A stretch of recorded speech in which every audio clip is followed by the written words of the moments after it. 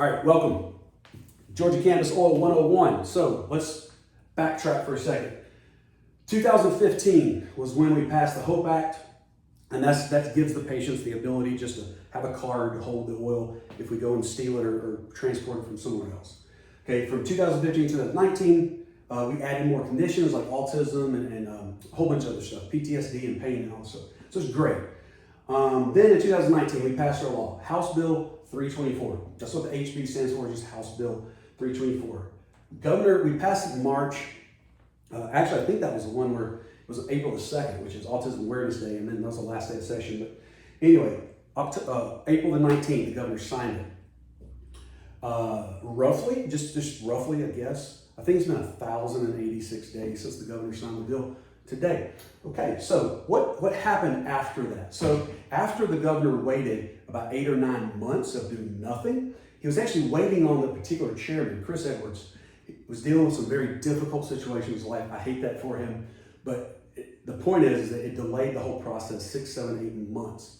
And quite frankly, I'm sorry, Chris, you're in way over your head. So I mean, the fact that we would wait 6 or 8 months just to have this particular chairman goes into a whole slew of judgment that I would question. Anyway, so we have 7 members. The governor appointed 3. He appointed the chairman, Chris Edwards, and the vice chair, and 1 more. The lieutenant governor appointed 2. The speaker of the house appointed 2. If Casey Cagle would have been elected, I probably would have been chairman of this, or I definitely would have been at least selected as one of the 3 from the governor. But I don't owe, the governor didn't owe me any favors, and that's the LG. So, I asked to be on the commission simply because I did not want us to wake up 3 years later and have done nothing. So they didn't want to put me on the commission. That's fine. It's their prerogative. So what happened next? Well, the first thing the governor did after the commission was actually set up was he reduced the budget from $850,000 down to $250,000. But granted, okay, this was because of COVID. Now, frankly, I think that a brand new industry up off the ground would be the last place you would slash the budget by 70% or whatever that total is. But whatever. Okay, so why is this significant though? Okay, so the difference between $850,000 and $250,000 is the ability to hire a third party, a non-partial third party to score the applications. Okay, so what did they do? They didn't hire a third party. They used up nearly all of their $250,000. Not all of it, he didn't make that much, but they hired an executive director. Andrew Turnage, he's a great guy, super nice, hard worker. I lobbied for him to get this position because I knew he would take care of it. Unfortunately, that hasn't really worked out. I'm sorry, Andrew, but this is a total disaster, and you got to accept responsibility. So why is it even more important that they didn't hire a third party, a company that actually knows cannabis? They had 0 people on this commission. 0 of the 7 knew anything about cannabis. Only 2, I think, were business people. So they could at least look at a business plan and say, okay, well, maybe they can make money, but they have no idea about cannabis, and would this work? Okay, but we're gonna get into that later. 69 companies applied for a license.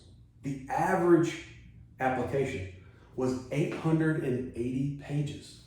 That's 60,000 pages that these 7 commissioners and Andrew Turnage were supposed to read and grade. How did they do that, you ask? Well, the way they told us is that one commissioner, that the application was broken down into 7 different sections. There's 7 commissioners, plus Andrew. So we were told that each commissioner was responsible for reading section 1. And then the next commissioner was responsible for reading section 2. They didn't really tell us what to put in section 1 or 2. They just put a heading up there about what it was supposed to be about. So we just knew, okay, this is where we put our whatever, business forms or our plans for the building, whatever. But they weren't very specific and said, okay, we're looking for this, so put it here. They just said, okay, here's your section on building, here's your section on finance, here's your section on whatever. And we had to guess where we're putting all this stuff. Well, so many times that one commissioner would be reading section 1, well, but he didn't read section 2. But maybe the answer for one of the questions he had in his head on section 1 was in section 2, but he didn't read that.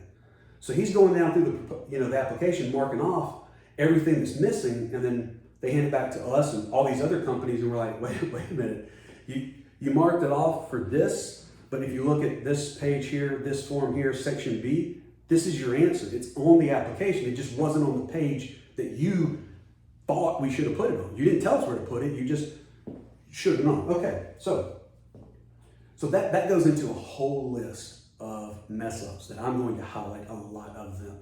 Very easy, simple to see. So the point is, though, I want to recap. 2015, we passed the law. We can hold the oil. 2019, we're supposed to now be producing the oil. 6 companies were set up, or 6 licenses were supposed to be given out by this commission. 6 licenses, okay? Right now, they have told us, okay, here's the 6 companies, all right, that tentatively are going to get this license, okay? Nobody's gotten the license yet because they made such a debacle about it. The very second a license is given out, there's going to be 16 lawsuits, and the judge is going to look at every one of those 16 lawsuits, and he's going to say, wow, this is real evidence that you were cheated, and we're stopping the industry right now, and we're going to figure out who gets a license, okay? But also in part of that, other than the commissioners and the 60,000 pages that only 7 people plus Andrew get to read and score, there's no impartial third party. So you literally have people here in Georgia that know these business owners, know me, that they're reading our application and scoring it based on not their knowledge of cannabis, but just, I don't even know what. So this is the crux of the problem. And this is why there is a huge legal issue that's about to explode. So with that, I'll let you know a couple more days.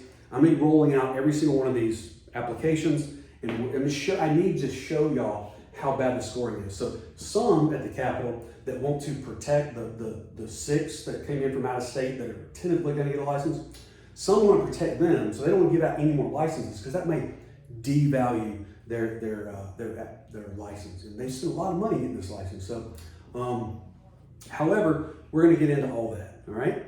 And then there's a really big announcement coming up in just a couple of days, and it's going to be a game changer. So, with that, y'all come back next time. I'm going to break down into the applications. I'm going to break down every step and the legal thing. It's all about the legal. Where do we stand legally, and what's the solution getting out of that? So, y'all take care.